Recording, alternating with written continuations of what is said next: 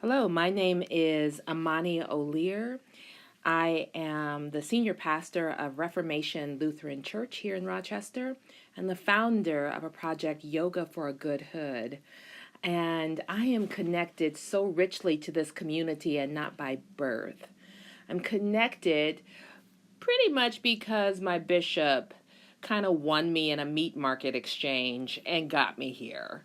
But I am connected to Rochester because I believe in the possibilities of Rochester. I fell in love with it on paper, but then as soon as I crossed over from that Buffalo threshold to here when I was driving my U-Haul truck back in 2005. And I realized in this time here, however, what I saw on paper, what I initially thought was a very inclusive community, I found a lot more division than I had expected. In 2005, fresh pastor, I mean, not fresh in age, because I'm 50 years old now, but this fresh pastor on the scene who was called to unify our church around racial issues and issues that we were finding in regards to sexual identity because the Lutheran church was like struggling with that and struggling what to vote. If we called a person who identified a part of the LGBTQ IA community, it wasn't that then, but it always morphs.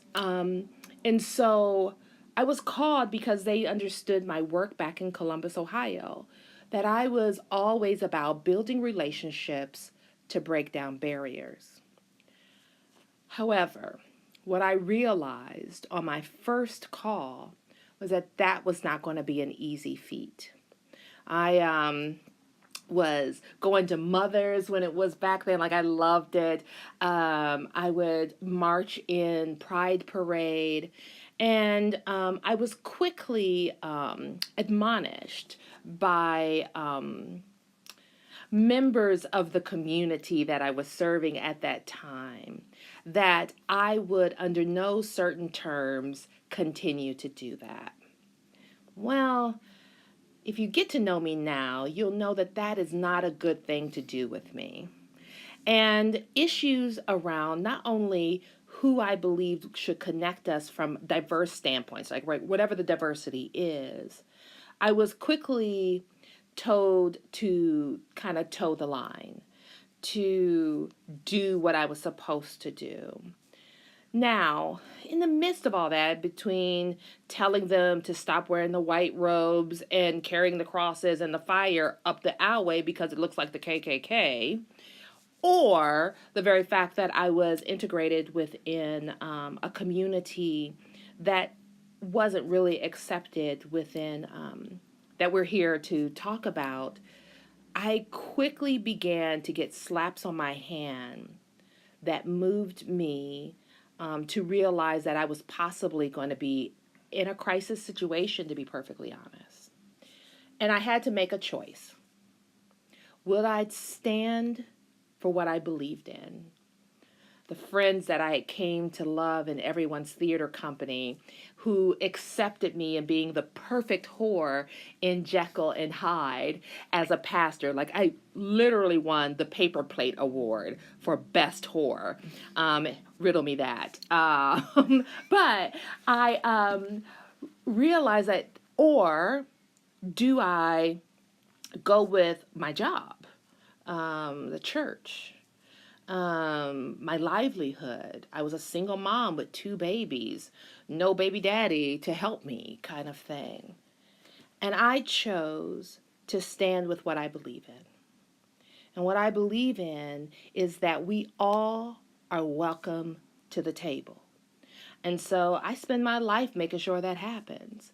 Because if me, this nappy-headed little colored girl that has been there, done that, got the t-shirt for it, is accepted, why couldn't everyone else? Like, why are we policing all the things in which we're policing, right? I have found deep loves and friendships with people that have been considered other, right? For me, whether it's my single parent club, right? Like the folks that were doing that, or folks that have slept with more than one person ever in their life, hey, me riddle that.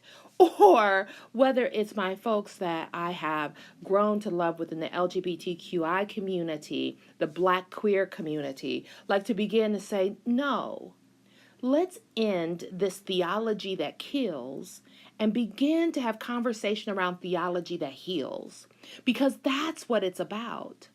And so I stand in my feet. And so I found over the years it's easier to maybe build something new than to break some old stuff down. And it's a lot of the basis of why I created Yoga for a Good Hood, because I firmly believe in the transformative wisdom of yoga and that it can be the new church of liberation where everyone is welcomed.